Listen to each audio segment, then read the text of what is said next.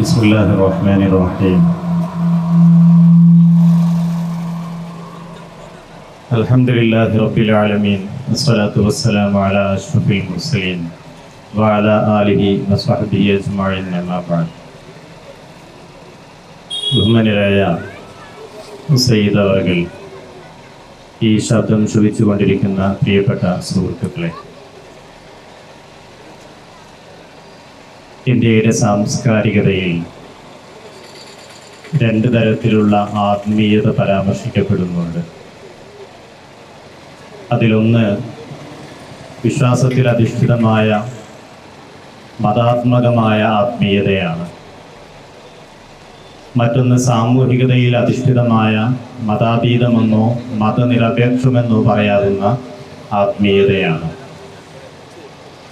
ഈ രണ്ട് ആത്മീയധാരകൾക്കും ഇന്ത്യയുടെ ചരിത്രത്തിലും വർത്തമാനത്തിലും ധാരാളം ഉദാഹരണങ്ങൾ കണ്ടെത്താൻ കഴിയും. ഇന്ത്യ എന്ന് പറയുന്ന നമ്മുടെ മഹത്തായ രാജ്യം ഇന്ന് ഇങ്ങനെ നിലനിൽക്കുന്നതിൽ ആത്മീയ പ്രസ്ഥാനങ്ങൾ വലിയ പങ്ക് വഹിച്ചിട്ടുണ്ട്. എന്താണ് മതാത്മക ആത്മീയതയും മതാതീതമായ ആത്മീയതയും തമ്മിലുള്ള വ്യത്യാസം എന്നതിനേക്കാൾ ഉപരി ഇന്ത്യയുടെ സാമൂഹികവും സാംസ്കാരികവുമായ ജീവിതത്തിന് അത് നൽകിയ സംഭാവനകൾ എന്താണ് എന്ന ആലോചന വളരെ പ്രസക്തമാണ് എന്ന് ഞാൻ വിചാരിക്കുകയാണ്. അച്ചടക്കവും ആരാധനയും കൊണ്ട് സൃഷ്ടാവിലേക്ക് മനുഷ്യരെ അടുപ്പിക്കുന്ന പ്രക്രിയയായി ഒരാത്മീയ പ്രസ്ഥാനം വികാസപ്പെട്ടു വരുമ്പോഴാണ് നമ്മൾ അതിന് ആധ്യാത്മികത എന്ന് വിളിക്കാറുള്ളത്. ഈ ആധ്യാത്മികതയുടെ ഏറ്റവും പ്രധാനമായ വശമെന്ന് പറയുന്നത് മനുഷ്യനെ കാണുന്നു എന്നതാണ്. മനുഷ്യനെ തൊടുകയും മനുഷ്യനെ തൊട്ട് സംസാരിക്കുകയും അവരുടെ വേവലാതികൾ കണ്ടറിയുകയും അവരുടെ ജീവിതത്തിന് വെളിച്ചവും അഭയവും നൽകുക എന്ന മഹത്തായ ദൗത്യമാണ് ലോകത്തെവിടെയുമുള്ള ആധ്യാത്മിക പ്രസ്ഥാനങ്ങൾ എല്ലാ കാലഘട്ടത്തിലും നിർവഹിച്ചു വന്നിട്ടുള്ളത്. ആധ്യാത്മികത അല്ലെങ്കിൽ സൂഫിസം എന്നൊക്കെ പല പേരിൽ വിളിക്കപ്പെടുന്ന പ്രസ്ഥാനങ്ങളുണ്ട്. ഈ പ്രസ്ഥാനങ്ങൾ ഏത് കാലഘട്ടത്തിലാണ് ആരംഭിച്ചത് എന്നതിനേക്കാൾ ഉപരി ഇസ്ലാം എന്ന ആശയം തന്നെയാണ് അതിൻ്റെ അടിത്തറയായി വർത്തിക്കുന്നത്. മഹാനായ മുഹമ്മദ് റസൂലുള്ളാഹി സ്വല്ലല്ലാഹു അലൈഹി വസല്ലമയിൽ നിന്നാണ് അത് തുടക്കം കുറിക്കപ്പെടുന്നത്. പ്രവാചകൻ എങ്ങനെയാണ് തൻ്റെ പ്രബോധനം ആരംഭിച്ചത് എന്ന് ചരിത്രത്തിൽ നമ്മൾ പഠിക്കുന്നുണ്ട്. ആ കാലഘട്ടത്തിലെ സാമൂഹികവും രാഷ്ട്രീയവും സാംസ്കാരികവുമായ നിലകളെക്കുറിച്ച് ചരിത്രകാരന്മാർ വളരെ താല്പര്യത്തോടുകൂടി പഠിക്കുകയും എഴുതുകയും ചെയ്തിട്ടുണ്ട്. എന്തായിരുന്നു പ്രവാചകർ സ്വല്ലല്ലാഹു അലൈഹി വസല്ലമ 23 വർഷം കൊണ്ട് ലോകത്ത് നടപ്പാക്കിയ മഹാവിപ്ലവത്തിന്റെ ഹേതുകങ്ങളായി വർത്തിച്ചത് എന്നതിനെ കുറിച്ച് വളരെ പ്രധാനമായ ചില പഠനങ്ങൾ നടക്കുന്നുണ്ട്. അതിലേറ്റവും പ്രാധാന്യത്തോടുകൂടി സൂചിപ്പിക്കുന്ന ഒരു കാര്യം, പ്രവാചകരുടെ ആശയങ്ങൾ എല്ലാ കാലഘട്ടത്തിലും മനുഷ്യോന്മുഖമായിരുന്നു എന്നതാണ്. അടിസ്ഥാനപരമായി അത് മനുഷ്യരെയാണ് സ്പർശിച്ചത്, മനുഷ്യരെ തൊട്ടാണത് സംസാരിക്കുകയും ചെയ്തിട്ടുള്ളത്. മനുഷ്യൻ എന്ന ആശയത്തെ നമുക്ക് വളരെ വിപുലമായ അർത്ഥത്തിൽ കാണാവുന്നതാണ്. ലോകത്തിൽ തൊട്ടുകൂടാത്ത മനുഷ്യർ ഇന്നും ജീവിച്ചു കൊണ്ടിരിക്കുന്നുണ്ട്. പലതരത്തിലുള്ള ഐത്തങ്ങൾ ഇന്നും നിലനിൽക്കുന്നുണ്ട്. നമ്മുടെയൊക്കെ നാടുകളിൽ നിന്ന് ജാതീയമായ ഐത്തങ്ങൾ ഇല്ലാതായി എന്ന് പറയുമ്പോഴും അതിൻ്റെ പലതരത്തിലുള്ള പ്രകടനങ്ങളും ആവിഷ്കാരങ്ങളും ഇന്നും രാജ്യത്ത് സംഭവിച്ചു കൊണ്ടിരിക്കുകയാണ്. എങ്ങനെയാണ് മലബാറിലൊക്കെ ഇസ്ലാം വ്യാപകമായി എന്നതിനെ കുറിച്ചുള്ള ഒരു ചർച്ചയിൽ ചരിത്രകാരനായ ഡോക്ടർ KS മാധവൻ നടത്തുന്ന ഒരു നിരീക്ഷണമുണ്ട്. 1921 മലബാർ സമരമുണ്ടായി. ആ സമരം പല നിലകളിൽ സമൂഹത്തെ ബാധിച്ചിട്ടുണ്ട്. അതിൻ്റെ രാഷ്ട്രീയമായ കാരണങ്ങളെ കുറിച്ച് ഞാൻ വിശദീകരിക്കുന്നില്ല. ഡോക്ടർ KS മാധവൻ പറയുന്ന ഒരു കാര്യം, ആ കാലത്ത് വളരെ വ്യാപകമായ തോതിൽ ഇസ്ലാമിലേക്ക് ആളുകൾ കടന്നു വന്നിട്ടുണ്ട് എന്നാണ്. ഒരുപക്ഷെ മലബാറിൽ ഇസ്ലാമിലേക്ക് ഏറ്റവും കൂടുതൽ ആളുകൾ ഒരേ സമയത്ത് ആകർഷിക്കപ്പെടുന്ന കാലം മലബാർ സമരത്തിന് മുമ്പുള്ളതാണ് എന്നുകൂടി നിരീക്ഷിക്കപ്പെട്ടിട്ടുണ്ട്. ആ കടന്നുവരവിന്, ഇസ്ലാമിലേക്കുള്ള കടന്നുവരവിനെ തെറ്റായി അവതരിപ്പിക്കാനുള്ള പലതരത്തിലുള്ള ശ്രമങ്ങൾ ഇന്നും നടന്നുകൊണ്ടിരിക്കുകയാണ്. അത് മതഭ്രാന്തിന്റെ ഭാഗമായി സമ്മർദ്ദപ്പെടുത്തിയാണ് മതം മാറ്റിയത് എന്ന് ചില സങ്കുചിത താല്പര്യങ്ങളോട് കൂടിയുള്ള വാദങ്ങൾ ഉന്നയിക്കപ്പെടുന്നുണ്ട്. അതിൻ്റെ പേരിൽ ചില ആളുകൾ അധിക്ഷേപിക്കപ്പെടുന്നു. ആ കാലത്ത് ഇന്ത്യയുടെ സ്വാതന്ത്ര്യ സമര പ്രസ്ഥാനത്തിന്റെ ഭാഗമായി രൂപപ്പെട്ടു വന്ന മലബാറിലെ കാർഷിക സമരത്തെ മതവർഗീയ സമരമായിരുന്നു എന്ന് ചിത്രീകരിക്കാനും ആ സമരത്തിന് നേതൃത്വം കൊടുത്ത ആളുകളെ ചരിത്രത്തിൽ നിന്ന് വെട്ടിമാറ്റാനുമൊക്കെയുള്ള ശ്രമങ്ങൾ നടക്കുന്നുണ്ട് എന്നതും കാണാതിരുന്നുകൂടാ. ആ കാലത്ത് ഇസ്ലാമിലേക്ക് കടന്നു വന്ന ആളുകളെ കുറിച്ച് പറയുന്നിടത്ത് KS മാധവന്റെ ഒരു നിരീക്ഷണം ഇങ്ങനെയാണ്: അവർ യഥാർത്ഥത്തിൽ ഹിന്ദുമതം ഉപേക്ഷിച്ച് ഇസ്ലാമിലേക്ക് കടന്നു വരികയായിരുന്നില്ല. അങ്ങനെയാണ് ചിലരൊക്കെ പറഞ്ഞുകൊണ്ടിരിക്കുന്നത്. സാധാരണക്കാരായ ഹിന്ദുമത വിശ്വാസികളെ നിർബന്ധിച്ച് ഇസ്ലാമിലേക്ക് കടത്തിക്കൊണ്ടുവരികയാണ്, അതിനുവേണ്ടി ആയുധ പ്രയോഗം നടത്തി എന്നൊക്കെ എഴുതുകയും പ്രസംഗിക്കുകയും ചെയ്യുന്ന ആളുകളെ നമ്മൾ ഇപ്പോഴും കാണുന്നുണ്ട്. പക്ഷെ അന്ന് എന്താണ് സംഭവിച്ചത്? ആ കാലഘട്ടത്തിലെ സാമൂഹികമായ അവസ്ഥയെ വിശകലനം ചെയ്യുന്ന സമയത്ത് KS മാധവൻ മാത്രമല്ല, മറ്റു പല ചരിത്രകാരന്മാരും ചരിത്ര പഠിതാക്കളും ഒക്കെ മുന്നോട്ട് വെച്ച ഒരു കാര്യം, ആ കാലഘട്ടത്തിൽ മനുഷ്യനെ മനുഷ്യനായി പരിഗണിച്ചിരുന്നില്ല എന്നാണ്. ജാതിയിൽ താഴ്ന്ന ആളുകളെ മനുഷ്യരായി പോലും പരിഗണിച്ചിരുന്നില്ല. അവർക്ക് ഒരു മത പരിപാടികളിലും പ്രവേശനമുണ്ടായിരുന്നില്ല. അവരെ ക്ഷേത്രങ്ങളിലേക്ക് പ്രവേശിപ്പിച്ചിരുന്നില്ല. അവർക്ക് സാമൂഹികമായ ഇടങ്ങളിൽ യാതൊരു തരത്തിലുള്ള അവസരവും നൽകിയിരുന്നില്ല. എന്ന് പറഞ്ഞാൽ മനുഷ്യരായി പരിഗണിക്കുകയോ സ്വന്തം മതത്തിനകത്ത് അനുയായികളായി പരിഗണിക്കുകയോ ചെയ്യാത്ത ഒരു വിഭാഗം ഇസ്ലാമിലേക്ക് കടന്നു വന്നു എന്നതിനർത്ഥം അവർ ഹിന്ദു മതം ഉപേക്ഷിച്ചു എന്നല്ല. മറിച്ച് ആദ്യമായി അവർ മതത്തെ, ഇസ്ലാമിനെ പുൽകി എന്നതാണ്. അവരുടെ ജീവിതത്തിൽ ആദ്യത്തെ അനുഭവം എന്ന് പറയുന്നത് മതപരമായ അനുഭവം ഇസ്ലാമായിരുന്നു. ആ ഇസ്ലാമിലേക്ക് അവർ പ്രവേശിക്കാനുണ്ടായ കാരണം എന്താണ്? ഇസ്ലാം മനുഷ്യനെ എങ്ങനെയാണ് കൈകാര്യം ചെയ്തത്, അതിൻ്റെ മനോഹാരിതയെ, അതിൻ്റെ സൗന്ദര്യത്തെ ഉൾക്കൊണ്ടുകൊണ്ടാണ് ആളുകൾ ഇസ്ലാമിലേക്ക് കടന്നു വരുന്നത്. അതിനുവേണ്ടി ഏതെങ്കിലും തരത്തിലുള്ള ഒരു നിർബന്ധം ചെലുത്തേണ്ട സാഹചര്യം ഉണ്ടായിരുന്നില്ല. ഒരു സമ്മർദ്ദത്തിൻ്റെയും ആവശ്യമുണ്ടായിരുന്നില്ല. കാരണം ഇസ്ലാമിൻ്റെ തുറവി ജനങ്ങൾക്ക് ബോധ്യമായിരുന്നു. ജാതീയമായ അസ്പൃശ്യതയുടെ പേരിൽ ഈ നാട്ടിലെ പ്രധാനപ്പെട്ട പൊതു ഇടങ്ങളിലൂടെ വഴി നടക്കാൻ ഈ നാട്ടിലെ മനുഷ്യർക്ക് സ്വാതന്ത്ര്യമില്ലാതിരുന്ന ഒരു കാലഘട്ടം ഉണ്ടായിട്ടുണ്ട്. നല്ലൊരു പേരിടാൻ കഴിയുമായിരുന്നില്ല. ഏറ്റവും മികച്ച പേരുകൾ ജാതിയിൽ ഉയർന്ന ആളുകൾക്ക് മാത്രം സംവരണം ചെയ്യപ്പെട്ട ഒരു കാലം നമ്മുടെ നാട്ടിൽ, ഈ കേരളത്തിൽ കടന്നുപോയിട്ടുണ്ട്. ആ കാലത്ത് ജനങ്ങൾ ഇസ്ലാമിനെ മനസ്സിലാക്കിയാണ്, ഇസ്ലാമിന്റെ സൗന്ദര്യം എന്താണ് എന്ന് തിരിച്ചറിയുകയാണ്. പ്രവാചകർ സല്ലല്ലാഹു അലൈഹി വസല്ലം ലോകത്ത് അവതരിപ്പിച്ച മതദർശനങ്ങളുടെ മനുഷ്യോന്മുഖത എന്താണ് എന്ന് ആളുകൾ തിരിച്ചറിയുകയാണ്. ജാതിപരമായ വ്യത്യാസങ്ങളുടെ പേരിൽ ആരെയും അകറ്റി നിർത്തുന്നില്ല. തൊഴിലിടങ്ങളിലെ വ്യത്യാസങ്ങളുടെ പേരിൽ ആരോടും അനീതി കാണിക്കുന്നില്ല. ആർക്കെതിരെയും വിവേചനം കാണിക്കുന്നില്ല. നിറം കറുത്തുപോയതിന്റെ പേരിൽ ഒരു മനുഷ്യരും ദേവാലയത്തിലേക്ക്, പള്ളിയിലേക്കുള്ള പ്രവേശനം നിഷേധിക്കുന്നില്ല. ഒരാളും അയാൾ വഴിമാറി നടക്കുന്നില്ല. അയാൾക്ക് ഏതെങ്കിലും തരത്തിലുള്ള അനീതിയോ അസ്വാതന്ത്ര്യമോ അനുഭവിക്കേണ്ടുന്ന ഒരു സാഹചര്യവും ഉണ്ടാകുന്നില്ല. കാരണം ഇസ്ലാം അത്തരം എല്ലാ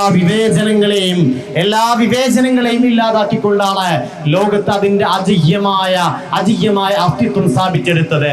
നിങ്ങളൊരാണിൽ നിന്നും ഒരു പെണ്ണിൽ നിന്നുമാണ് സൃഷ്ടിക്കപ്പെട്ടത്. നിങ്ങളെ വ്യത്യസ്ത ഗോത്രങ്ങളും വർഗങ്ങളുമായി വേർതിരിക്കപ്പെട്ടിട്ടുണ്ട്. നിങ്ങൾ പരസ്പരം തിരിച്ചറിയപ്പെടാൻ വേണ്ടിയാണ് എന്ന് വിശുദ്ധ ഖുർആൻ പറയുന്നുണ്ട്. നോക്കൂ, ലോകത്ത് ഇസ്ലാമിന് മുന്നോട്ട് വെക്കാൻ കഴിയുന്ന ഏറ്റവും മികച്ച ആശയം എന്താണ്? നിങ്ങളെ മനുഷ്യരായി പരിഗണിക്കാൻ മതം സന്നദ്ധമാണ് എന്ന് തന്നെയാണ്. മനുഷ്യരായി ആ നാട്ടിലും ഈ നാട്ടിലുമുള്ള എല്ലാ ജനങ്ങളെയും പരിഗണിക്കുകയാണ്. ആരെയും സാമ്പത്തികമായ വിവേചനത്തിന്റെ പേരിൽ, സാമ്പത്തികമായ മേൽക്കോയ്മയുടെയും കീഴവസ്ഥയുടെയും പേരിൽ ആരോടും വിവേചനം കാണിച്ചിട്ടില്ല. തൊലിനിറം കറുത്തുപോയതിന്റെ പേരിൽ ഒരു മനുഷ്യന് മുമ്പിലും ഇസ്ലാമിലെ മുസ്ലിങ്ങളുടെ ഒരു പള്ളിയുടെയും കവാടം കൊട്ടിയടക്കപ്പെട്ടിട്ടില്ല. സ്നേഹത്തിന്റെ, സാഹോദര്യത്തിന്റെ, സഹിഷ്ണുതയുടെ മഹത്തായ അധ്യായം ലോകത്തിന് മുമ്പിൽ പഠിപ്പിച്ചു കൊടുക്കുകയാണ്.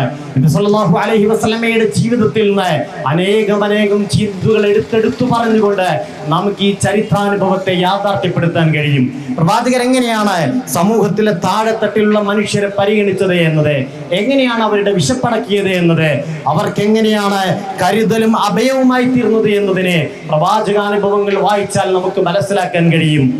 മുത്തനബിയുടെ അടുത്ത് വന്ന് പല വിധത്തിലുള്ള പ്രയാസങ്ങൾ അനുഭവിച്ച് ആ പ്രയാസങ്ങളുമായി വന്ന മനുഷ്യരോട് പ്രവാചകൻ എത്രമേൽ സ്നേഹാർദ്രമായാണ് പെരുമാറിയിട്ടുള്ളത്. തന്നോട് ശത്രുതാപരമായ നിലപാട് സ്വീകരിച്ച ആളുകൾ ഉണ്ടായിട്ടുണ്ട്.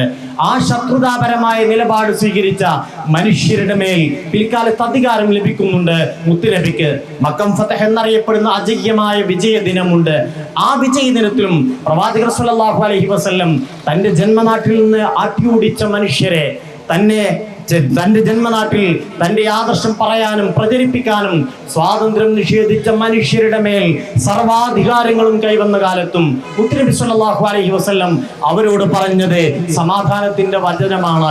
നിങ്ങൾ പോയിക്കൊള്ളൂ, നിങ്ങളുടെ മേൽ പ്രതികാരമില്ല, നിങ്ങൾ സ്വതന്ത്രരാണ്, നിങ്ങൾക്ക് മേൽ ഏതെങ്കിലും തരത്തിലുള്ള ഒരു പ്രതികാര നടപടിക്കും ഞാൻ ഉദ്ദേശിക്കുന്നില്ല എന്ന് പറഞ്ഞ് സർവാധികാരങ്ങളും കൈവന്ന കാലത്ത് ന്യൂനപക്ഷങ്ങളായ ആ നാട്ടിലെ മനുഷ്യർക്ക് തന്നോടൊരു കാലത്ത് ശത്രുതാപരമായ നിലപാട് സ്വീകരിച്ച മനുഷ്യർക്ക് സ്വാതന്ത്ര്യത്തിന്റെ വെള്ളി വെളിച്ചം കാണിച്ചു കൊടുക്കുകയും നിങ്ങളുടെ മേൽ ഒരു പ്രതികാരവും ഉദ്ദേശിക്കുന്നില്ല എന്ന് പറഞ്ഞ് മതത്തിന്റെ താല്പര്യം എന്താണ് എന്ന്, മതം ഉദ്ഘോഷിക്കുന്ന സമാധാനത്തിന്റെ താല്പര്യവും അതിന്റെ വിസ്താരവും എത്രയാണ് എന്ന് ജനങ്ങളെ ബോധ്യപ്പെടുത്തി കൊടുക്കുകയാണ്.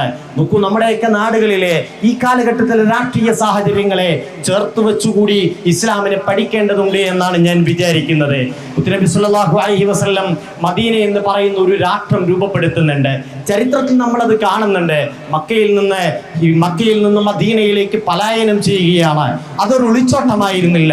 ചരിത്രത്തിൽ ആസൂത്രിതമായ ഏറ്റവും ഉജ്ജ്വലമായ പ്രയാണം എന്ന് പറയാവുന്ന ഹിജ്റ എന്നറിയപ്പെടുന്ന മഹത്തായ പലായനം സംഭവിക്കുകയാണ്. ആ പലായനത്തിന്റെ പിറകിൽ പ്രവാചകർ സ്വല്ലല്ലാഹു അലൈഹി വസല്ലമയും അനുചരന്മാരും കടന്നുപോയ തീക്ഷ്ണമായ അനുഭവങ്ങളുണ്ട്. ആ അനുഭവങ്ങളുടെ കാലത്ത് പ്രവാചകരുടെ അനുചരരിൽ ചിലരെങ്കിലും വന്ന് ചോദിക്കുന്നുണ്ട്, നബിയെ, ഞങ്ങളൊന്ന് പ്രതികാരം ചെയ്യട്ടെയോ, ഞങ്ങളുടെ ഉള്ള ശേഷി വെച്ച് ഞങ്ങളൊന്ന് തിരിച്ചടിക്കട്ടെ എന്ന് ചോദിച്ചപ്പോ മുത്തുനബി അവരെ പിന്തിരിപ്പിക്കുകയാണ് ചെയ്യുന്നത്. എന്തുകൊണ്ടായിരിക്കാം പ്രവാചകർ സ്വല്ലല്ലാഹു അലൈഹി വസല്ലം ആ പിന്തിരിപ്പിക്കൽ നടത്തിയത് എന്ന് നമുക്ക് ആലോചിക്കാവുന്നതേ ഉള്ളൂ. ഒരു മതം പിറവിയെടുക്കുകയാണ് പ്രവാചകർ സ്വല്ലല്ലാഹു അലൈഹി വസല്ലം. ആ കാലഘട്ടത്തിൽ അതിനു മുമ്പ് പ്രവാചകന്മാരിലൂടെ നടപ്പാക്കപ്പെട്ട വിശുദ്ധ ഇസ്ലാമിനെ പൂർത്തീകരിക്കുകയാണ്. അങ്ങനെ ഒരു പൂർത്തീകരണത്തിന്റെ സന്ദേശവുമായി മുത്തുനബി മക്കയിൽ അവതരിക്കുമ്പോൾ ആ നാട്ടിലെ ജനങ്ങൾക്ക് ഈ ആശയങ്ങളോട് വളരെ എളുപ്പത്തിലൊന്നും പൊരുത്തപ്പെടാൻ കഴിയില്ല. അങ്ങനെ പൊരുത്തപ്പെടാത്ത മനുഷ്യർ ശത്രുതാപരമായ നിലപാട് സ്വീകരിക്കുമ്പോൾ അവർക്ക് നേരെ ആയുധപ്രയോഗം നടത്തുകയാണെങ്കിൽ നാളെ ചരിത്രത്തിൽ രേഖപ്പെടുന്നത് എന്തായിരിക്കും? ആയുധം കൊണ്ട്, വാളിന്റെ തലപ്പ് കൊണ്ടാണ് ലോകത്ത് ഇസ്ലാം സ്ഥാപിക്കപ്പെട്ടത് എന്നത്, അല്ലെങ്കിൽ പ്രവാചകർ മുഹമ്മദ് സ്വല്ലല്ലാഹു അലൈഹി വസല്ലം അങ്ങനെയായിരുന്നുവെന്ന് ഒരു ചരിത്ര വായന പിൽക്കാലത്ത് സംഭവിച്ചേക്കാം. അതുകൊണ്ട് ആയുധം കൊണ്ടായിരുന്നില്ല, സ്നേഹം കൊണ്ട് ലോകത്ത് കീഴടക്കാൻ കഴിയുമെന്ന് മുത്തുനബിക്ക് അറിയാമായിരുന്നു. അതുകൊണ്ടാണ് പ്രതികരിക്കട്ടെയോ പ്രവാചകരെ, ഞങ്ങളൊന്ന് തിരിച്ചടിക്കട്ടെയോ എന്ന് ചോദിച്ചു വന്ന സഹാബി വര്യന്മാരെ മുത്തുനബി സ്വല്ലല്ലാഹു അലൈഹി വസല്ലം പിന്തിരിപ്പിക്കുന്നത്. ഒടുവിൽ അള്ളാഹുവിന്റെ നിർദ്ദേശപ്രകാരം മക്കയിൽ നിന്ന് മദീനയിലേക്ക് പലായനം ചെയ്യുകയാണ്. എത്ര വൈകാരികമായ മുഹൂർത്തമാണ് എന്ന് നമുക്ക് ആലോചിച്ച് നോക്കാവുന്നതേ ഉള്ളൂ. നമ്മൾ ഈ ദേശത്ത് ജീവിക്കുന്ന മനുഷ്യരാണ്. ഈ ദേശത്ത് ജീവിക്കുന്ന സമയത്ത് ഇവിടെയുള്ള രാഷ്ട്രീയമായ പൊറുതികേടുകളുടെ പേരിൽ നിങ്ങളുടെ ജന്മനാട് ഉപേക്ഷിച്ച്, നിങ്ങളുടെ സമ്പാദ്യം ഉപേക്ഷിച്ച്, നിങ്ങളുടെ പല സൗകര്യങ്ങളെയും ഉപേക്ഷിച്ച് മറ്റൊരു നാട്ടിലേക്ക് പലായനം ചെയ്യേണ്ടി വരുന്നത് എത്ര വൈകാരികമായ അനുഭവമായിരിക്കും. ആ വൈകാരികമായ അനുഭവങ്ങളിലൂടെ പ്രവാചകർ സ്വല്ലല്ലാഹു അലൈഹി വസല്ലമയും അനുചരന്മാരും കടന്നു പോകുന്നുണ്ട്. പക്ഷേ പ്രവാചകർ ആ സമയത്തും പ്രതികാരത്തെക്കുറിച്ച്, തിരിച്ചടിയെക്കുറിച്ച് ആലോചിക്കുന്നതേ ഇല്ല. അങ്ങനെ ഒരു അനുഭവം പ്രവാചകരുടെ ചരിത്രത്തിൽ നമ്മൾ കാണുകയും ചെയ്യുന്നില്ല. മുത്തുനബി മക്കയിൽ നിന്ന് മദീനയിലേക്ക് പോകുന്നത് അവിടെ രാഷ്ട്രം സ്ഥാപിക്കാൻ വേണ്ടിയല്ല. അങ്ങനെ പോയൊരു രാഷ്ട്രം സ്ഥാപിക്കുക എന്നത് ഒരു മുസ്ലിമിന്റെയും ചുമതലയായി നമ്മോട് പറയപ്പെടുകയും ചെയ്തിട്ടില്ല. ഇന്ത്യ എന്ന് പറയുന്ന രാജ്യത്തെ ഇസ്ലാമികവൽക്കരിക്കണമെന്ന്, മതരാഷ്ട്രവൽക്കരിക്കണമെന്ന് താല്പര്യപ്പെടുന്ന ആളുകളുണ്ട്, സംഘടനകളുണ്ട്. അവർക്ക് അവരുടേതായ അജണ്ടകളുണ്ട്. അവർ പറയുന്നത് പ്രവാചകർ സ്വല്ലല്ലാഹു അലൈഹി വസല്ലമയുടെ മദീന രാഷ്ട്രത്തെ മുന്നിൽ വെച്ചുകൊണ്ട് അതിന് തങ്ങളുടെ നിലപാടിനെ സാധൂകരിക്കാൻ വേണ്ടി മദീനയെ മുന്നിൽ വെക്കുകയാണ്. പക്ഷെ മുത്തുനബിയുടെ താല്പര്യം എന്ന് പറയുന്നത് മദീനയിൽ പോയൊരു രാഷ്ട്രം സ്ഥാപിക്കുക എന്നതായിരുന്നില്ലേ. മറിച്ച് അവിടെ ഒരു സാഹചര്യം രൂപപ്പെട്ടു വരികയാണ്. ഒരു രാഷ്ട്രം അനിവാര്യമായി വരികയാണ്. ജനങ്ങളുടെ ജീവനും സ്വത്തിനും സംരക്ഷണം ഉണ്ടാകേണ്ടതുണ്ട്. അതിന് നിയമങ്ങൾ രൂപപ്പെടേണ്ടതുണ്ട്. രാഷ്ട്രത്തിനൊരു വ്യവസ്ഥ ഉണ്ടാകേണ്ടതുണ്ട്. രാഷ്ട്രത്തിനൊരു ഭരണാധികാരി ഉണ്ടാവേണ്ടതുണ്ട്. ആ ഭരണകൂടത്തിന് ചില നിയന്ത്രണങ്ങൾ ഉണ്ടാകേണ്ടതുണ്ട്. ചില നിയാമക സംവിധാനങ്ങളിലൂടെ രാഷ്ട്രത്തിന്റെ ഭരണകൂടം ചലിക്കേണ്ടതുണ്ട്. ആ നിർണായകമായ ഘട്ടം വന്ന സമയത്ത് മുത്തുനബി സല്ലല്ലാഹു അലൈഹി വസല്ലം രാഷ്ട്ര രൂപീകരണത്തെ കുറിച്ച് ആലോചിക്കുകയാണ്. അവിടെ ഒരു രാഷ്ട്രം രൂപീകരിക്കുകയാണ്. ആ രാഷ്ട്രത്തിനകത്ത് രണ്ട് പ്രധാനപ്പെട്ട ന്യൂനപക്ഷങ്ങളുണ്ട്. അവർ ക്രൈസ്തവരാണ്, മറ്റൊന്ന് ജൂതരാണ്. ഈ രണ്ട് പ്രധാനപ്പെട്ട ന്യൂനപക്ഷ മതവിഭാഗങ്ങളോട് പ്രവാചകർ സല്ലല്ലാഹു അലൈഹി വസല്ലം സ്വീകരിച്ച സമീപനം എന്താണ് എന്ന് മദീന ചാർട്ട് എന്നറിയപ്പെടുന്ന പ്രഖ്യാപിതമായ ലിഖിതമായ രേഖയുണ്ട്. അവരോട് നാട് വിട്ടോടാൻ പറയുന്നില്ല. നിങ്ങളുടെ ഏതെങ്കിലും ആരാധനാലയങ്ങൾ ഞങ്ങൾ പിടിച്ചടക്കാൻ പോവുകയാണ് എന്ന് പറയുന്നില്ല. ആ ആരാധനാലയങ്ങൾക്ക് അവരുടെ ജീവനും സ്വത്തിനും സുരക്ഷയുണ്ടാകുമെന്ന് രേഖാമൂലം ഉറപ്പ് കൊടുക്കുകയാണ് ഇസ്ലാമിന്റെ ഭരണാധികാരി മഹാനായ മുഹമ്മദ് റസൂലുള്ളാഹി സ്വല്ലല്ലാഹു അലൈഹി വസല്ലം. ഇസ്ലാമിന്റെ ചരിത്രം എന്ന് പറയുന്നത് അങ്ങനെയാണ്. ന്യൂനപക്ഷങ്ങൾ ആട്ടിയോടിക്കുക എന്നത് മതത്തിന്റെ താല്പര്യമല്ല. ഇസ്ലാം അധികാരത്തിൽ വന്ന സ്ഥലങ്ങളിൽ ന്യൂനപക്ഷ വിഭാഗങ്ങൾ എങ്ങനെയാണ് ജീവിച്ചത് എന്ന് നിങ്ങൾക്കറിയണമെങ്കിൽ നിങ്ങൾ മദീന ചാർട്ടറിലൂടെ വെറുതെയെങ്കിലും കടന്നുപോയാൽ മതി. എത്ര മനോഹരമായാണ് ആ നാട്ടിലെ ന്യൂനപക്ഷ ജനവിഭാഗങ്ങളെ കുറിച്ച് ആ രേഖ സംസാരിക്കുന്നത്. പ്രവാചകർ ആ നാട്ടിലെ ജനങ്ങൾക്ക് രേഖാമൂലം ഉറപ്പ് കൊടുക്കുകയാണ്. പ്രവാചകരാണ് സാക്ഷി, പ്രവാചകരാണ് നീതിമാനായ ഭരണാധികാരി. ആ ഭരണാധികാരിയാണ് പറയുന്നത്, നിങ്ങളുടെ മേൽ പ്രതികാരത്തിൻ്റെതായ നിങ്ങളുടെ ആരാധനാലയങ്ങൾ നശിപ്പിച്ചുകൊണ്ട് നിങ്ങളുടെ ചർച്ചുകളോ നിങ്ങളുടെ സിനഗോഗുകളോ കയ്യേറിക്കൊണ്ടുള്ള ഒരു നടപടികളും ഇസ്ലാമിക ഭരണകൂടത്തിന്റെ ഭാഗത്തു നിന്നുണ്ടാകില്ല. അങ്ങനെ ഒരു അക്രമ പ്രവർത്തനങ്ങളും മുസ്ലിം സമൂഹത്തിന്റെ ഭാഗത്തു നിന്നുണ്ടാകില്ല എന്ന് രേഖാമൂലം ഉറപ്പ് കൊടുക്കുകയാണ്. പിൽക്കാലത്ത് പ്രവാചകർ സല്ലല്ലാഹു അലൈഹി വസല്ലമയുടെ ഉത്തരാധികാരികളായി വരുന്നുണ്ട് സയ്യിദന അബൂബക്കർ സിദ്ദീഖ്, സയ്യിദന ഉമറുൽ ഫാറൂഖ്, സയ്യിദന ഉസ്മാൻ ഇബ്നു അഫ്ഫാൻ, സയ്യിദന അലി ഇബ്നു അബി ത്വാലിബ് റളിയല്ലാഹു അൻഹു. ഈ നാല് ഉത്തരാധികാരികളെ നിങ്ങൾ പരിശോധിച്ചു നോക്കൂ. മുത്തനബിയുടെ കാലത്ത് പ്രവാചകർ സല്ലല്ലാഹു അലൈഹി വസല്ലം മദീന രേഖയിൽ ഉറപ്പ് കൊടുത്ത ആ ഭരണഘടനയ്ക്കകത്ത് ന്യൂനപക്ഷ സമൂഹങ്ങൾക്ക് ഏതെല്ലാം ഉറപ്പുകൾ നൽകിയിട്ടുണ്ടോ ആ ഉറപ്പുകളെല്ലാം യഥാവിധി പാലിച്ചുകൊണ്ടാണ് പ്രവാചകർ സല്ലല്ലാഹു അലൈഹി വസല്ലമയുടെ ഭരണകാലത്ത് എങ്ങനെയാണോ അത് പാലിക്കപ്പെട്ടത് അതേപോലെ തന്നെ നാല് ഖലീഫമാരുടെയും ഭരണകാലത്ത് പാലിക്കപ്പെടുന്നുണ്ട്. സയ്യിദന ഉമറുൽ ഫാറൂഖ് റളിയല്ലാഹു അൻഹുവിന്റെ ഭരണകാലത്തിന്റെ ഒരു ചരിത്രം പറയുന്നുണ്ട്. മഹാനവർകൾ അധികാരമേറിയ സമയത്ത് നാട്ടിലെ ജനങ്ങൾക്ക് ഉറപ്പ് നൽകുന്നുണ്ട്, ന്യൂനപക്ഷ ജനവിഭാഗങ്ങൾക്ക് ഉറപ്പ് നൽകുന്നുണ്ട്. പ്രവാചകർ ആ കാലഘട്ടത്തിലെ ന്യൂനപക്ഷങ്ങൾക്ക് ഏതെല്ലാം ഉറപ്പുകൾ നൽകിയിട്ടുണ്ടോ ആ ഉറപ്പുകളെല്ലാം ആവർത്തിച്ചു നൽകുകയാണ്. ആ നാട്ടിലെ ക്രൈസ്തവരിൽ ചില ആളുകൾ വിചാരിക്കുന്നു, ഒരു രാജ്യത്തിന്റെ ഭരണം ഏറ്റെടുക്കുന്ന സമയത്ത് സ്വാഭാവികമായി ഭരണകൂടം ചില പ്രകടന പത്രികകൾ പുറത്തിറക്കാറുണ്ട്. പ്രകടന പത്രികകളിലെ എല്ലാ വാഗ്ദാനങ്ങളും നടപ്പാക്കപ്പെടാറുണ്ടോ എന്ന് നമ്മുടെയൊക്കെ രാജ്യത്ത് വിവിധ കാലങ്ങളിൽ ഉണ്ടായി വന്ന പ്രകടന പത്രികകളെ മുന്നിൽ വെച്ച് നമുക്ക് പരിശോധിക്കാവുന്നതേ ഉള്ളൂ. പറയുന്ന കാര്യങ്ങൾ മുഴുവൻ പ്രവർത്തിക്കാനുള്ളതല്ല എന്ന് നമുക്കും അറിയാം. ഈ പ്രകടന പത്രികകൾ തയ്യാറാക്കുന്ന ആളുകൾക്കും അറിയാം. ജനങ്ങളെ കയ്യിലെടുക്കുന്നതിന് വേണ്ടി, അവരുടെ വോട്ട് നേടുന്നതിന് വേണ്ടി നടക്കാത്ത സ്വപ്നങ്ങൾ മുന്നോട്ട് വെക്കുകയാണ്. ഒരു കാലത്തും പാലിക്കപ്പെടേണ്ടതില്ലാത്ത വാഗ്ദാനങ്ങൾ ഉയർത്തുകയാണ്. പക്ഷേ പ്രവാചകരുടെയോ പിൽക്കാലത്ത് വന്ന ഉത്തരാധികാരികളായി വന്ന പ്രവാചകർ സല്ലല്ലാഹു അലൈഹി വസല്ലമയുടെ ഖലീഫമാരുടെയോ നിലപാട് അങ്ങനെയായിരുന്നില്ല. അത് ഉറച്ച നിലപാടായിരുന്നു. സയ്യിദന ഉമറുൽ ഫാറൂഖ് തങ്ങളുടെ കാലത്ത് ആ നാട്ടിലെ ക്രൈസ്തവ യുവാക്കൾ ചില ആളുകൾ വിചാരിക്കുകയാണ്, ഇത് വെറും വാക്ക് പറഞ്ഞതാണ്, ഒരു പരിശോധന ആവശ്യമുണ്ട്, വെറുതെ ഒന്ന് ടെസ്റ്റ് ചെയ്തു നോക്കേണ്ടതുണ്ട്. അവരെന്താണ് ചെയ്യുന്നത്? ആ പ്രദേശത്തെ ഏറ്റവും പ്രമുഖമായ ചർച്ചിന് മുന്നിൽ ഉണ്ണിയേശുവിന്റെ ഒരു രൂപമുണ്ട്. ആ ഉണ്ണിയേശുവിന്റെ രൂപത്തിലെ മൂക്ക് ചെത്തിയെടുക്കുകയാണ്. എന്നിട്ട് ഇസ്ലാമിക ഭരണാധികാരിയുടെ അടുത്ത് പരാതി പറയുകയാണ്, ഞങ്ങളുടെ ഉണ്ണിയേശുവിന്റെ ഞങ്ങൾ പവിത്രമായി കാണുന്ന ആ രൂപത്തിൽ നിന്ന് മൂക്ക് ഛേദിക്കപ്പെട്ടിട്ടുണ്ട്, അന്വേഷണം നടത്തണം. ഭരണകൂടം അന്വേഷിക്കുകയാണ്, പ്രതികളെ കണ്ടെത്താൻ കഴിയുന്നില്ല. മൂന്നാമത്തെ ദിവസം ആ ക്രൈസ്തവ സമൂഹത്തിന്റെ മതമേലധ്യക്ഷന്മാരെ വിളിച്ചുകൊണ്ട് അവരോട് പറയുന്നുണ്ട്, ഞങ്ങൾക്ക് കുറ്റവാളികളെ കണ്ടെത്താൻ കഴിഞ്ഞിട്ടില്ല, നിങ്ങൾ ഒരു കാര്യം ചെയ്തേക്കുക, നിങ്ങളുടെ ഉണ്ണിയേശുവിന്റെ മൂക്ക് ഛേദിക്കപ്പെട്ടതിന് പകരമായി ഞങ്ങളുടെ ഈ ഭരണത്തലവന്റെ മൂക്ക് നിങ്ങൾ ഛേദിച്ചു എന്ന് പറഞ്ഞുകൊണ്ട് അവരുടെ കയ്യിലേക്ക് വാള് കൊടുക്കുന്ന സന്ദർഭം ചരിത്രത്തിൽ രേഖപ്പെട്ടിട്ടുണ്ട്. നോക്കൂ, ഒരു വാക്ക് പാലിക്കുകയാണ്, ജനങ്ങളോട് പറഞ്ഞ് വാക്ക് പാലിക്കേണ്ടതുണ്ട് എന്ന ഉറപ്പിൽ മുന്നോട്ട് പോവുകയാണ്. നിങ്ങൾ പവിത്രമായി കരുതുന്ന നിങ്ങളുടെ ആരാധനാ സമ്പ്രദായത്തിന്റെ ഭാഗമായുള്ള ഒരു രൂപത്തിന്റെ മൂക്ക് ഛേദിക്കപ്പെടുമ്പോ പകരം ചെത്തിയെടുക്കേണ്ടത് എന്റെ മൂക്കാണ് എന്ന് ഇസ്ലാമിക ഭരണകൂടത്തിന്റെ അധിപൻ തീരുമാനിക്കുന്നിടത്താണ് മതം എങ്ങനെയാണ്, ഇസ്ലാം എങ്ങനെയാണ് ഇതര ന്യൂനപക്ഷ സമൂഹങ്ങളെ കണ്ടത് എന്നതിന്റെ ഏറ്റവും മികവാർന്ന തെളിവാർന്ന ചിത്രങ്ങൾ നമ്മുടെ മുന്നിലേക്ക് എഴുന്നു വരുന്നത്. പ്രിയപ്പെട്ട സുഹൃത്തുക്കളെ, നമുക്ക് പഠിക്കാനുള്ളത് ആ പാഠമാണ്. മതം ആരുടെ മേലും അധികാര സ്വഭാവത്തോടു കൂടി ആരുടെയും വിശ്വാസങ്ങൾക്ക് മേൽ കയ്യേറ്റം നടത്തുകയായിരുന്നില്ല, ആരെയും നിർബന്ധിച്ച് മതത്തിലേക്ക് കൊണ്ടുവരികയുമായിരുന്നില്ല. നിങ്ങൾ ലോകത്തെവിടെയുമുള്ള ഇസ്ലാമിന്റെ ചരിത്രം പഠിക്കുക. ആ ചരിത്രത്തിലുടനീളം സമാധാനത്തിന്റെ വഴികളിലൂടെയാണ് മതം പ്രചരിപ്പിക്കപ്പെട്ടിട്ടുള്ളത്.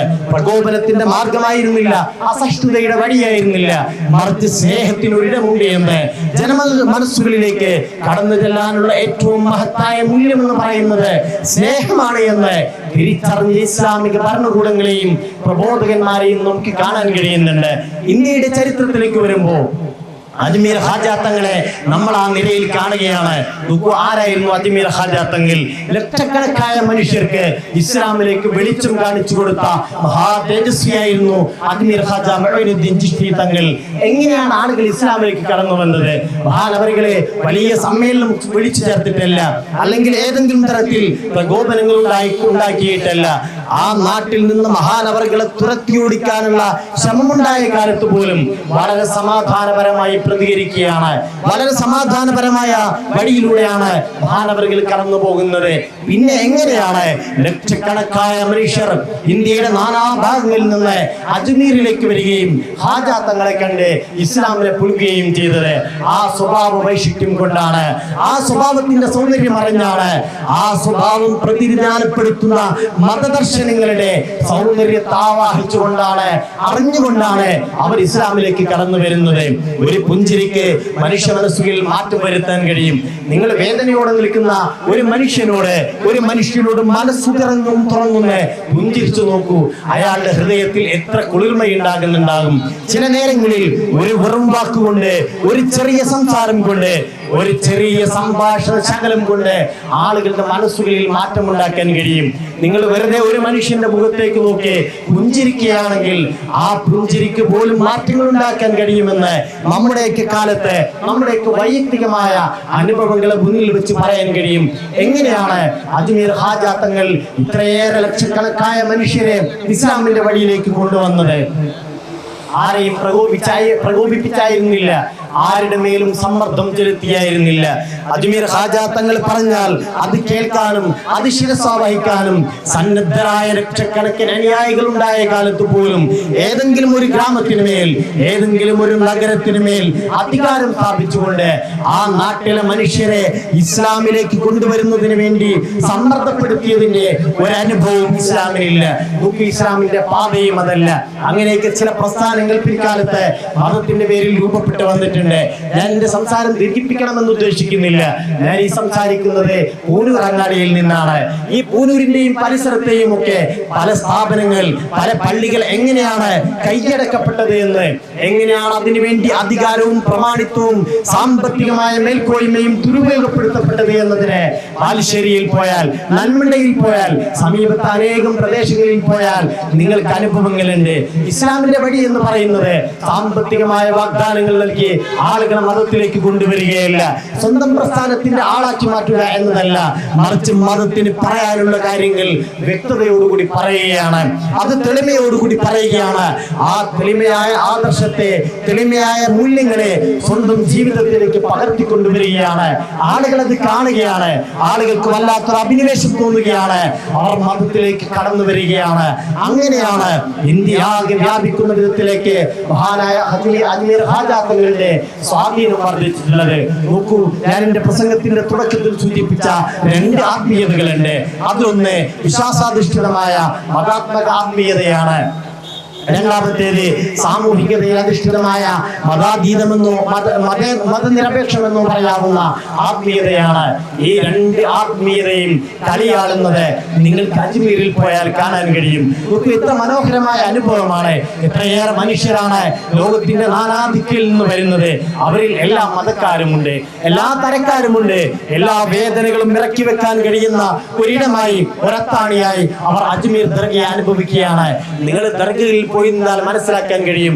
ഏതാൾക്കൂട്ടത്തിനിടയിലും ഏകാഗിയെ പോലെ ധ്യാനനിരതമാകാൻ കഴിയുന്ന ഒരന്തരീക്ഷം, ഒരാത്മീയമായ ഒരു അന്തരീക്ഷം നിങ്ങൾക്ക് ദർഗയിൽ അനുഭവിക്കാൻ കഴിയും. ആ ആത്മീയമായ അന്തരീക്ഷത്തെ അനുഭവിക്കാൻ കഴിയാത്തവർ, അതിന്റെ കുളിരേറ്റുവാങ്ങാൻ കഴിയാത്ത മനുഷ്യർ ദർഗകളെ പുച്ഛിക്കുന്നത് കാണാൻ കഴിയും. ദർഗയിൽ അന്തിയുറങ്ങുന്ന മഹാന്മാരെ അപഹസിക്കുന്നത് കാണാൻ കഴിയും. അവർ ഒരു നേരമെങ്കിലും ഏതെങ്കിലും ഒരു ദർഗയിൽ പോയിട്ട് ഒരു 5 മിനിറ്റ് കണ്ണടച്ചിരുന്ന് ധ്യാനനിരതമായ മനസ്സോടുകൂടി ആ സന്നിധിയിലൊന്ന് നിന്നിരുന്നെങ്കിൽ ഇന്ന് വെറുതെ ആഗ്രഹിക്കാനേ നമുക്ക് കഴിയൂ. കാരണം ഓരോ ദർഗയും നമുക്ക് നൽകുന്ന ആത്മീയമായ വല്ലാത്തൊരു സന്തോഷമുണ്ട്. നമ്മുടെയൊക്കെ ഹൃദയങ്ങളിൽ കുളിര് നൽകുന്നുണ്ട്. നിങ്ങൾ സീം വലിയുള്ളാഹിയുടെ മടവൂരിൽ ദർഗയിൽ പോകാറുണ്ട്, മമ്പറത്ത് പോകാറുണ്ട്, നമ്മൾ പല ദർഗകളിൽ സഞ്ചരിക്കാറുണ്ട്. ആ ദർഗകളിലൊക്കെ നാനാതരത്തിലുള്ള മനുഷ്യരെ നമ്മൾ കാണുകയാണ്. എന്തെല്ലാം വേദനകൾ അവർക്കുണ്ട്, എന്തെല്ലാം വേവലാതികളുണ്ട്. ആ വ്യതകളും വേവലാതികളുമെല്ലാം അവർ വന്ന് ഇറക്കി വെക്കുകയാണ്. അവരുടെ സങ്കടങ്ങൾ പറയുകയാണ്. ഏത് ഭാഷയിലും വന്ന് പറയാവുന്നതാണ്. മൗനമായും നിങ്ങൾക്ക് ആ സങ്കടങ്ങൾ ഇറക്കി വെക്കാവുന്നതാണ്. അജ്മീർ ഹാജിയുടെ ദർഗയിൽ പോയാൽ നിങ്ങൾക്ക് പാവപ്പെട്ടവരായ മനുഷ്യരെ കാണാൻ കഴിയും. മുഷിഞ്ഞ ഉടുപ്പുകളുമായി അവർ ഹാജിയുടെ സമീപത്ത് വരികയാണ്. അവരുടെ വേഷത്തിൽ ആകെയും മണ്ണ് പുരണ്ടത് കാണാൻ കഴിയും. കൃഷിയിടത്തിൽ നിന്നാണ് അവർ കയറി വരുന്നത്. ഇങ്ങനെ കയറി വരുന്ന മനുഷ്യർ അവിടെ വരികയാണ്, അവരുടെ സങ്കടങ്ങൾ പറയുകയാണ്. ഉത്തരേന്ത്യയുടെ ജീവിതത്തെ നമ്മൾ മനസ്സിലാക്കുമ്പോഴാണ് ഇതിന്റെ തീവ്രത മനസ്സിലാക്കാൻ കഴിയുന്നത്. കേരളത്തിൽ നിന്ന് ആലോചിക്കുമ്പോൾ നമ്മളൊക്കെ പലതരത്തിലുള്ള സുഭിക്ഷതകൾ അനുഭവിക്കുന്ന മനുഷ്യരാണ്. നോക്കൂ, ഏതെല്ലാം തരത്തിലുള്ള സൗകര്യങ്ങൾ നമുക്കിവിടെയുണ്ട്. നമുക്ക് കയറി നിൽക്കാൻ എത്രയേറെ ഇടങ്ങളുണ്ട്, എത്രയേറെ സ്ഥാപനങ്ങളുണ്ട്. നമുക്ക് ആരാധനകൾ നിർവഹിക്കാൻ എത്രയേറെ പള്ളികൾ നമ്മുടെ ചുറ്റുവട്ടങ്ങളിലുണ്ട്. ഇതാ എന്റെ മുമ്പിൽ ഒരു പള്ളിയുണ്ട്, കുറച്ചപ്പുറത്തേക്ക് മാറിയാൽ മർക്കസ് ഗാർഡിന്റെ പള്ളിയുണ്ട്, ഇനി അങ്ങോട്ട് മാറിയാൽ കോഴിക്കലിൽ ഒരു പള്ളിയുണ്ട്, അതിനിടയിൽ മറ്റൊരു നിസ്കാര പള്ളിയുണ്ട്, ഇപ്പുറത്ത് തേക്കും തോട്ടത്തേക്ക് പോയാൽ വേറെയും പള്ളിയുണ്ട്. അനേകം പള്ളികൾ നമ്മുടെ ചുറ്റുവട്ടങ്ങളിലുണ്ട്. നമുക്ക് കയറി നിൽക്കാൻ അനേകം സ്ഥാപനങ്ങളുണ്ട്, പ്രവർത്തിക്കാൻ ഓഫീസുകളുണ്ട്. മുസ്ലിം സാമൂഹികതയെ വികസിപ്പിക്കാൻ ആവശ്യമായ എല്ലാ ഇടങ്ങളും നമ്മുടെ നാട്ടിൽ ഇന്ന് ലഭ്യമാണ്. ഈ നേട്ടങ്ങളൊക്കെ കൈവരിക്കുന്നതിന് പിറകിൽ വലിയ പരിശ്രമങ്ങൾ ഉണ്ടായിട്ടുണ്ട് എന്ന് മഹാനായ സുൽത്താനുൽ ഉലമ കാന്തപുരം ഉസ്താദിന്റേത് ഉൾപ്പെടെയുള്ള വലിയ സേവനങ്ങൾ ഉണ്ടായിട്ടുണ്ട്. അള്ളാഹു നമ്മുടെ ഉസ്താദുമാർക്ക് ആഫിയത്തുള്ള ദീർഘായുസ് നൽകുമാറാകട്ടെ. ആ ഉസ്താദുമാരുടെയൊക്കെ വലിയ പരിശ്രമങ്ങൾ ഈ പള്ളി സുന്നികളുടേതാക്കി മാറ്റുന്നതിന് പിറകിലടക്കം ഉണ്ടായിട്ടുണ്ട്. ഞാനത് വിശദീകരിക്കുകയില്ല. ഞാൻ സൂചിപ്പിച്ച ഒരു കാര്യം, ഇതിൽ തികച്ചും ഭിന്നമായ ഒരു അന്തരീക്ഷം ഉത്തരേന്ത്യയിൽ നിങ്ങൾക്ക് കാണാൻ കഴിയും. ഒരു പള്ളി കഴിഞ്ഞാൽ അടുത്ത പള്ളിയിലേക്ക് എത്തണമെങ്കിൽ എത്രയോ കിലോമീറ്ററുകൾ സഞ്ചരിക്കേണ്ടതുണ്ട്. ഇനി കണ്ടെത്തുകയാണെങ്കിൽ പോലും വുദൂ നന്നായി എടുക്കാൻ കഴിയുന്ന, മനോഹരമായ ഒരു അന്തരീക്ഷത്തിൽ നിസ്കരിക്കാൻ കഴിയുന്ന അങ്ങനെയുള്ള പള്ളികളില്ല. ആ പ്രദേശങ്ങളിലൊക്കെ ഇന്ന് മാറ്റങ്ങൾ ഉണ്ടായിക്കൊണ്ടിരിക്കുകയാണ്. നമ്മുടെ മർക്കസ് ഗാർഡിൽ നിന്ന് പഠിച്ചിറങ്ങിയ എത്രയോ നൂറാനി സുഹൃത്തുക്കൾ ഇന്ന് ഉത്തരേന്ത്യയിൽ വലിയ വിപ്ലവങ്ങൾ നടത്തിക്കൊണ്ടിരിക്കുകയാണ്. അവിടങ്ങളിൽ പള്ളികൾ നിർമ്മിക്കുകയാണ്, അവിടെ മദ്രസകൾ നിർമ്മിക്കുകയാണ്, മതപാഠശാലകളിലേക്ക് ആ നാട്ടിലെ കുട്ടികളെ കൊണ്ടുവരികയാണ്. നമുക്ക് ഈ കേരളത്തിൽ നിന്നുകൊണ്ട്, ഈ പൂരൂരിൽ നിന്നുകൊണ്ട് മതപാഠശാലകളിലേക്ക്, മദ്രസകളിലേക്കും സ്കൂളിലേക്കും ഒക്കെ കുട്ടികളെ കൊണ്ടുവരിക എന്ന് പറയുമ്പോൾ അതൊരു അതിശയമായി തോന്നേണ്ടതില്ല. പക്ഷെ ഉത്തരേന്ത്യയിൽ അതൊരു അതിശയമാണ്. കാരണം കുട്ടികൾ ചെറുപ്രായത്തിലെ കൃഷിയിടങ്ങളിലേക്ക് പോവുകയാണ്. നിങ്ങൾ ഉത്തരേന്ത്യൻ ഗ്രാമങ്ങളിലൂടെ സഞ്ചരിക്കുമ്പോൾ നിങ്ങൾ പ്രഭാതത്തിൽ നിങ്ങളൊന്ന് തെരുവിലേക്ക് ഇറങ്ങി കാണാവുന്ന, കൺമുന്നിൽ കാണാവുന്ന കാഴ്ചയുണ്ട്. എന്താണ് ആ കാഴ്ച? ട്രാക്ടറുകളിലേറി രക്ഷിതാക്കളുടെ കൂടെ പിഞ്ചുകിടാങ്ങൾ വയലേലകളിലേക്ക്, കൃഷിയിടങ്ങളിലേക്ക് പോവുകയാണ്. അവർക്ക് സ്കൂളിന്റെ പഠനം ആവശ്യമില്ല, അവർക്ക് മദ്രസയിൽ പോകേണ്ടതില്ല. അവരുടെ ഉപജീവനം മുന്നോട്ട് പോകേണ്ടതുണ്ട്, കുടുംബത്തെ സഹായിക്കേണ്ടതുണ്ട്. ഏതെങ്കിലും കൃഷിയിടത്തിലാണെങ്കിലും ചെറു സമ്പാദ്യമെങ്കിലും കിട്ടേണ്ടതുണ്ട്.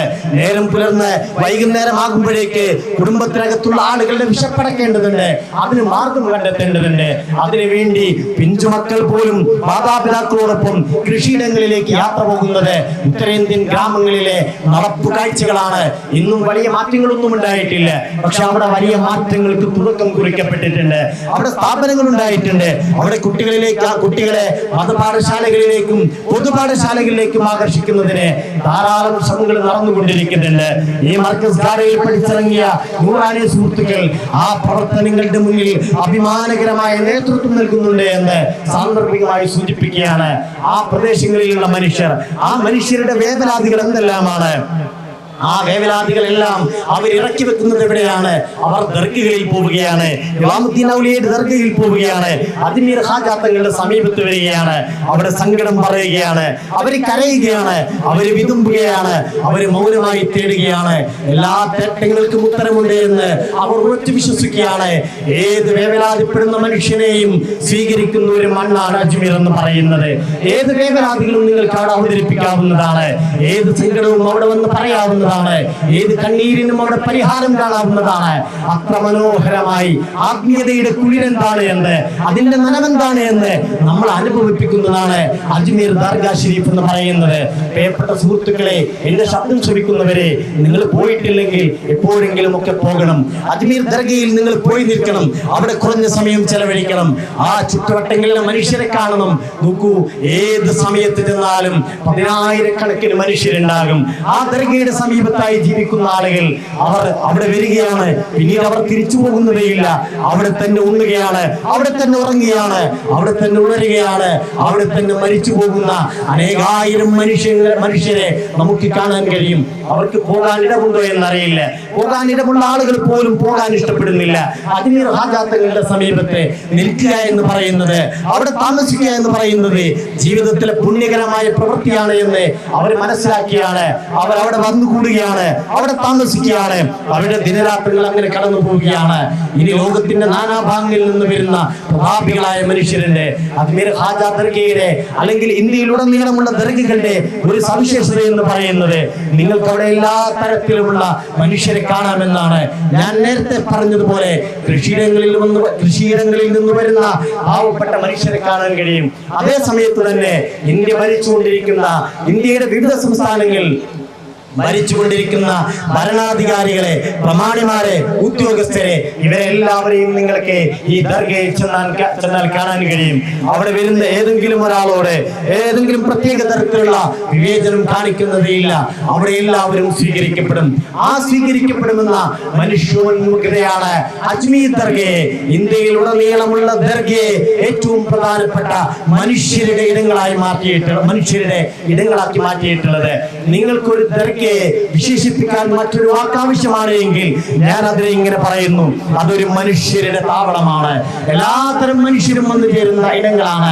എല്ലാ തരത്തിലുമുള്ള എല്ലാത്തരം വേഷങ്ങളും ധരിക്കുന്ന, എല്ലാ ഭാഷകളും സംസാരിക്കുന്ന മനുഷ്യരുടെ മഹാ ഇടങ്ങളായി ദർഗകൾ വികസിക്കുകയാണ്.